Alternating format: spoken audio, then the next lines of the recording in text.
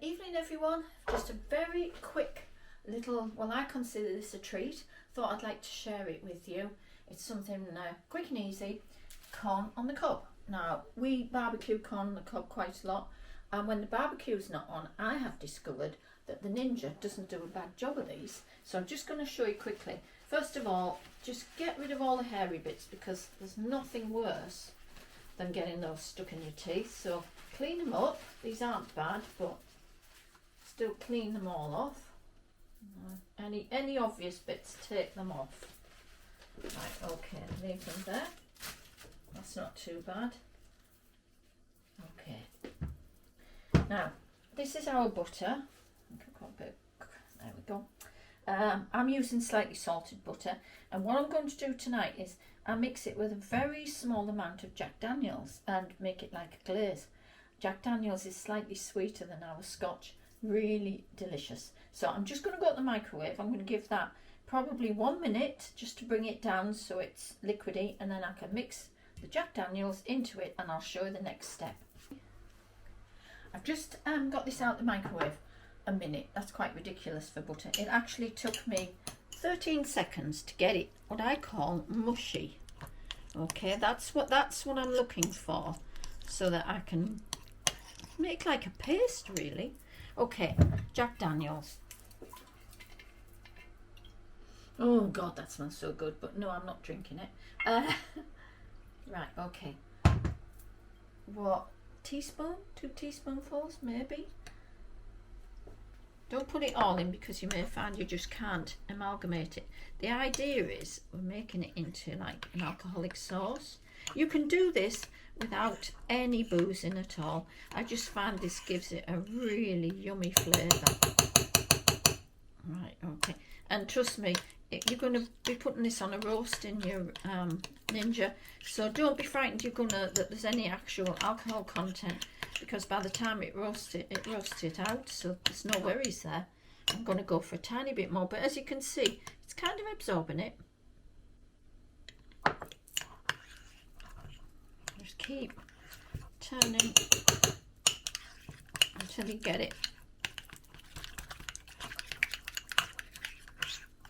amalgamated. Okay, so into the Ninja we go. I've got tonight, we're having to be honest with you, super quick and easy, first day back at work, we're having frozen fish fillets that are, I will show you,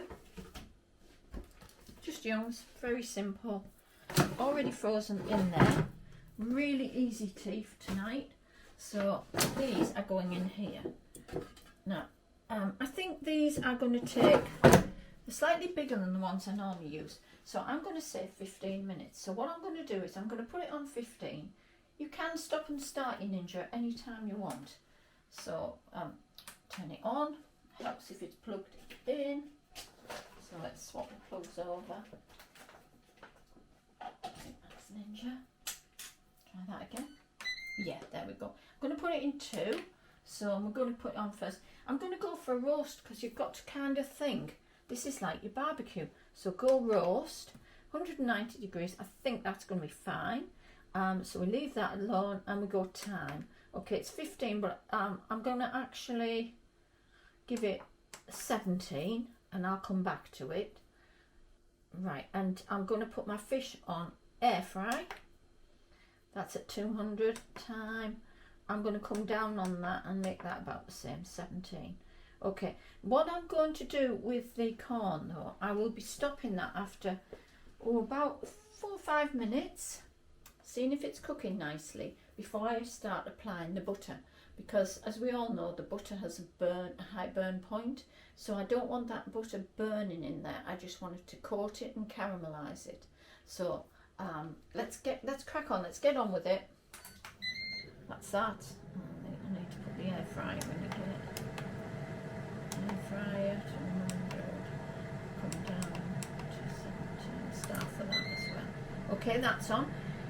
Have a look with me in say 5 minutes and see how we're doing, and we may well, I'll know at that point if it's cooking nicely, we can turn them and start basting. Okay, see you in a minute. just going to check and see what stage I'm at now and whether I'm ready to actually baste them with butter. Let's have a look. Yes, I am. Can you see the edge there that's browning? This is the stage on here. That means they're roasting nicely. So let's get the first of this butter on. So you just take a pastry brush, coat your butter nicely all over like that. Let's get them down there a bit. Right, get a bit more on there. Put them back in. This is where we're stopping it every, say, 2 minutes, turning them, basting it, turning them, basting it, and then you should get a lovely even cook that pulls the sweetness from the corn and is complemented by the butter.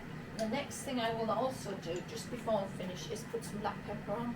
That's personal choice. I actually love sweet corn with sprinkling of black pepper. Some people hate it, so it's personal choice. That's what I do. Okay, so see you in another few minutes. Okay, we're just going to stop them again. It's been 2 minutes and I want to turn them. So you can see we're getting a little like, not charcoaled effect, but definitely a cooked effect. Okay, right, so I've turned them over and this is where we go for more of the butter on. There we go.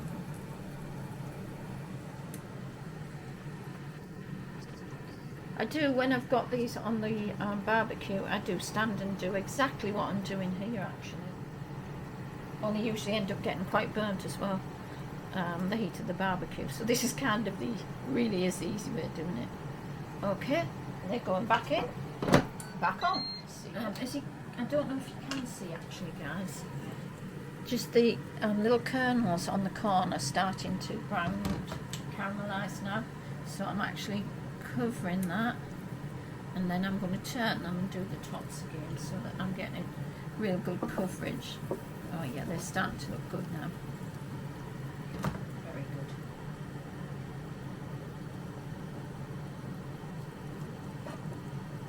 Okay, I'm going to give them a sprinkle of pepper on there now.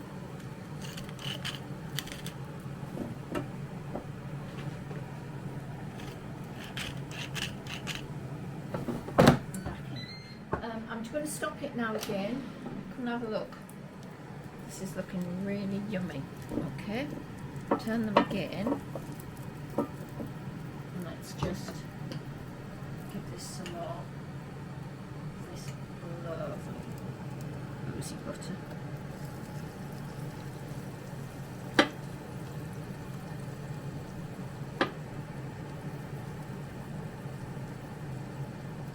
That's looking good. Okay, that may well be our last turn. We've only got 1 minute 31 seconds left to go. Right, also I've made a discovery. When I've done the corn on the cobs before, just on their own, to join whatever meal we've been having, I've had it on roast. I did not realise tonight, because I've got fish in there on air fry, you can't have roast and air fry. I suddenly thought, why is both drawers on air fry? Well, it seems that it's got to be one or the other. You can't have roast on one, air fry on another. So I'm learning too. So I just thought I would clarify that. They're actually being done on air fry. And if anything, I think they look better than when I did them on roast. They're caramelising beautifully. So fingers crossed they come out just as nice. They're looking 45 seconds, we'll see, because they're just about ready. I may need to give them a minute longer because I do like a nice colour on them. See you in a minute. Right, just waiting for this to turn off and then I'll serve the fish and the corn on the cob. Just want to share what we're drinking with this tonight. It's a beefsteak club Malbec Rose, an Argentinian wine. Yeah, from Mendoza, Argentina, and it's 13% volume. It's really nice, easy summer drinking, but in fact I love rosé all year round.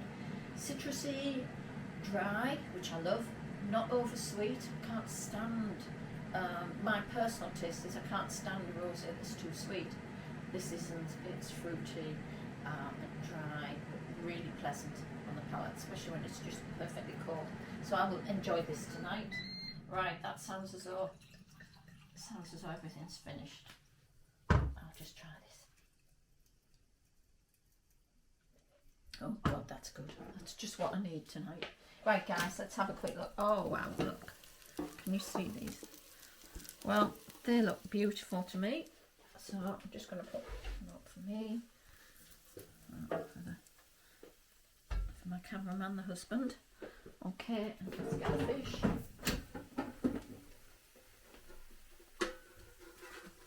Oh, I'm going to lose the fish. Okay.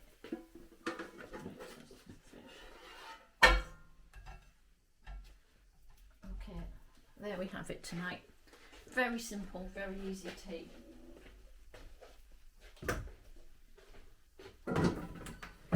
My husband's having celeriac mash that I cooked up yesterday, Sunday, that was left over.